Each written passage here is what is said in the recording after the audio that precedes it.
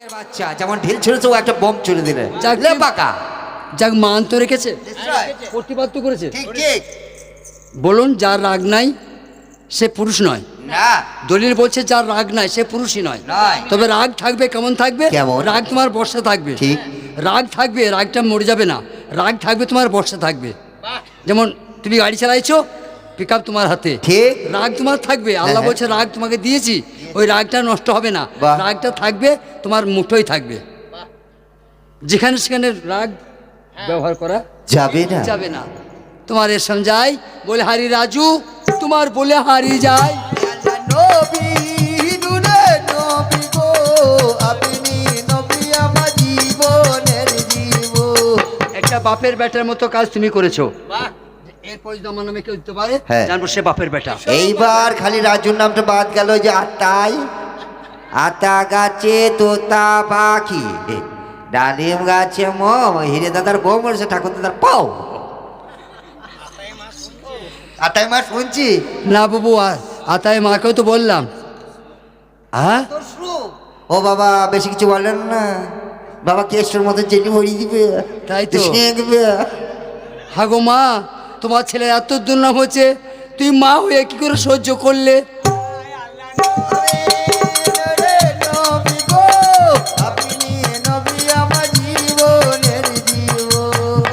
যাচ্ছি কথা খুলে, আমার মনে হচ্ছে বুবুর সৎ ছিল এটা।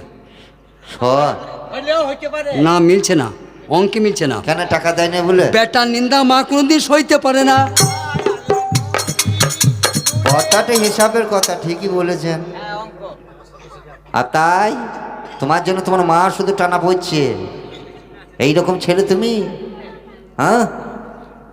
কিছু বললো চাচা?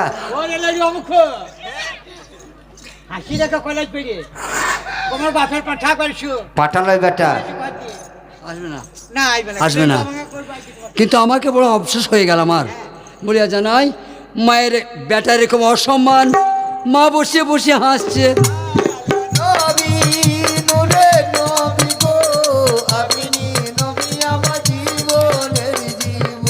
বেশ, যুবক সম্প্রদায় তুমি একটু নাও, ঠান্ডা রাতে মার এসেছে।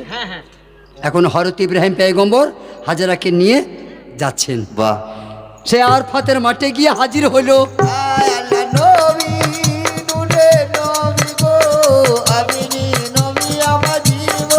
আরফাতের মাঠে গিয়ে নবীজি হাজির হলেন।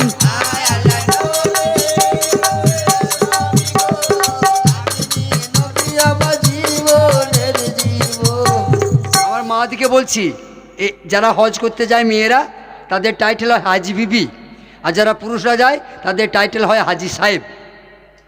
মেয়ে যদি হজ করতে যায় 4 আঙ্গুল চুল কেটে দিতে হবে, আর ছেলেরা যদি হজ করতে যায় মাথা নাড়া করতে হবে। এখানে আল্লাহর কাজ নয়, এগুলো আল্লাহর কাজ নয়। এটা কেন হলো? ও হাজেরা করেছিল যেগুলো, সেইগুলো করতে হয়। ওখানে আল্লাহর কোনো কাজ নাই। ওখানে হাজেরা যা যা করেছিল, যারা হজ করতে যায় তাই তাই করতে হয়।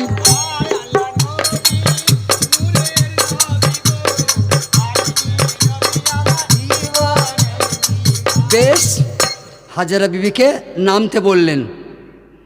হাজেরা বিবি সে আরফাতের মরুভূমিতে নেমে গেল। জগৎ বিখ্যাত সতী বিবি হযরত ইব্রাহিম নবীর ঘরণী হাজেরা সেই মাঠে নেমে গেল। যারে যারে কাঁদছে বিবি হাজেরা, আর স্বামীর কাছে অনুনয় বিনয় করছে, মাগো ও প্রতিধন আমার কি দোষ তুমি পেলে? এই মরুভূমির মাঝখানে যেখানে ঘাস পাতা জন্মায় নাই, তুমি আমায় নামিয়ে দিয়ে গেলে।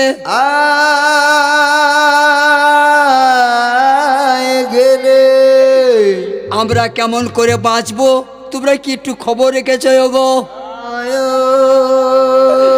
জনহীন প্রান্তর থর মরুভূমি, এখানে কোনো মানুষ বাস করে না কো। এক ফুটা পানি পাওয়া দুষ্কর হয়। কোন দোষ পেয়ে স্বামী ধন এই মরুভূমিতে তুমি আমাকে নামিয়ে দিয়ে গেলে?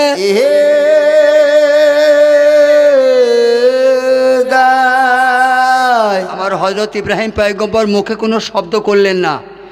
হাজেরা বিবি রোনাজারি করে কাঁদছে আর স্বামীর দরবারে ফেরিয়াদ করছে, কোনো উত্তর উনি দিলেন না, শুধু একবার ইশারা করলেন, একটা আঙ্গুল তুললেন, মানে বিবিকে বুঝাইতে চাইলেন এখানে আমার কোনো ব্যাপার নাই, আমার কোনো কর্তৃত্ব নাই, আমি যা করেছি আমার স্রষ্টার হুকুম মতো। তখন হাজেরা মনে একটু সবুর এসে গেল, তাহলে এখানে আমার স্বামীর কোনো দোষ নাই, এটা আল্লাহর কারসাজি গো। আল্লাহর মন যে করতে পারে তার মতো সুনামধন্য মানুষ আর দুটি হাত নাই গো। কিন্তু প্রতিপালকের মন জয় করা দেয়, কখন কোন পরীক্ষায় ফেলে তোমার ইমান নষ্ট করবে তুমি বুঝতে পারবে না মা গো। ও তাই ইশারা দিলেন, তোমার বুচকিতে, তোমার ওই গেঠিরিতে, তোমার পুডলিতে কিছু আছে, আমি সামায়িক কিছু ব্যবস্থা করেছি। পুডলিটা খুলে দেখলেন 40টা রুটি রয়েছে আর 100 রায় পানি রয়েছে, 40 দিনকার খাবার। এবার 40টা রুটি তো প্রত্যেক দিন 3 বেলায় 3টে খেয়ে নেয়, তাহলে বেশি দিন যাবে? যাবে না। হাজারা বিবি চিন্তা করলেন আমি রোজা রাখবো আর একটি করে রুটি নিয়ে ইফতার করব, মোটামুটি 40 দিন তো যাবে, তারপরে আল্লাহ রুজির মালিক সে ব্যবস্থা করবা। এবার উনি সেই আর ফাতের মাঠে বসে বসে ভাবছেন, আর এদিকে শ্লোকরও সেরিয়া, একটা গাছ জন্মায় না, এত থর মরুভূমি, খালি বালি আর বালি, নুহ নবী তুফানে সে বালির চর পড়ে আছে, সেইখানে হাজারা মা আমার বসে আছে। ও দুঃখিনী মা গো, এ দুঃখ সহিব গতকাল, ওরে আর কি ভিড়ে দেখতে পাবো এ বুড়া গোপাল, আর কি ভিড়ে দেখতে পাবো এ বুড়া গোপাল, দুঃখিনী মাগো তুই যাইব কতকাল, দুঃখিনী মাগো তুই যাইব কতকাল। কোলে বেটা ইসমাইল মায়ের দুগ্ধ চুষে খাই, আর দুঃখিনী মাগো তুই যাইব কতকাল, 40 দিন পেরিয়ে গেল, আরে 40 রুটি শেষ, মাগো তুই যাইব কতকাল। 40 দিন পেরিয়ে গেল, 40টা রুটি খতম হলো, রুটিও নাই পানিও নাই। এই একটি কথার কত মূল্য জানেন মা? আমরা এখনো বুঝতে পারলাম না। হ্যাঁ। আজ থেকে 35 বছর পীরের গোলামি করছি। বাহ, আমার জানা মতে আমি একটা কামেল পীরের গোলামি করছি, আমার জানা মতে, আপনাদের মতো না হতে পারে। তো এই 35 বছর আমি একটা কামেল পীরের গোলামি করছি, এখনো আল্লাহর কথাটা আমি বুঝতে পারি নাই। আয় দুঃখিনী মাগো তুই যাইব কতকাল। কারু শাগে বালি, কারু শাগে বালি, আবার কেউ দুধ খাচ্ছে আল্লাহ চিনি দিয়ে দিচ্ছে, কেউ দুধ খাচ্ছে আল্লাহ চিনি ফেলে দিচ্ছে, আবার সারাদিন জুটে নেয় কিছু, একটু শাক নিয়ে খেতে বসেছে আল্লাহ বালি দিয়ে দিচ্ছে। আমি আজও আল্লাহকে বুঝতে পারলাম না, আল্লাহ কাদের বটে। মাগো তুই যাইব কতকাল। আর আমি গরিব মানুষ দেখতে, বড় লোক দেখতে পাই নাই। আহা, আমি 14টা জেলা ঘুরেছি, ভারতবর্ষের অর্ধেক ঘোরা হয়েছে আমার। মার আমার রাগ করে না, বেটিরা পায়ে ধরে বলছি, আমি বড় লোক দেখতে পাই নাই। 5 তলা মোজাক দেওয়া বাড়ি, সে মেয়েটাও লক্ষ্মীর ভাণ্ডার তুলছে। আয় দুঃখিনী মাগো তুই যাইব কতকাল। 5 তলা মোজাক দেওয়া বাড়ি, ঘরে 2টা মোটর বাইক, 4টে মারুতি, একটা ছিল অফিসার, একটা প্রফেসর, তার মা যাচ্ছে লক্ষ্মীর ভাণ্ডার আনতে। বড় কই বেটি, কই বড় কই? স্কুলের সরকার একটা সাইকেল দিচ্ছে, ঘরে 4টে মোটর বাইক, সাইকেলটা ছাড়ছে না।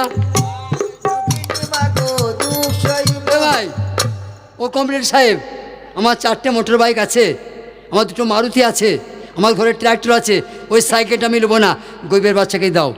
আইফোন দেখেছেন মা? দেখলেন একটা লোককে, যেটা আমার দরকার না, একটা গরিবের বাচ্চাকে দাও। সমীক্ষা করে দেখো বেটি, এই দেশে একটি বড় লোক নাই।